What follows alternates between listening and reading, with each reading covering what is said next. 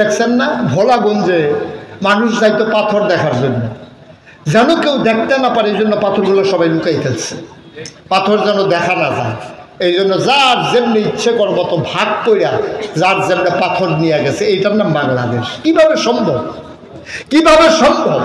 প্রাকৃতিক একটা সৌন্দর্যের জায়গা এই ভোলাগঞ্জ, জাফলং, বিছনাকান্দি, সিলেটের সব জায়গাগুলোতে আমি গেছি, কোম্পানিগঞ্জ, এই জায়গাগুলো সাদা পাথরের ভরপুর, এত সুন্দর মনে হয় যেন পাথরের ফাঁকে ফাঁকে পানি চলে যায়।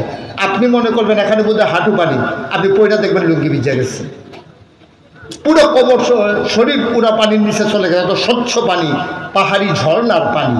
এই পাথরগুলোকে লুটে পুটে খেয়ে ফেললো কাফেরেরা না, বেদিনেরা না, অন্য দেশের মানুষ না, আমার দেশের মানুষ। ঠিক কিনা বলেন? এত নাদান কেন? এত নাদান কেন? পাহাড় শুদ্ধা খাইয়া ফেলায়, হজম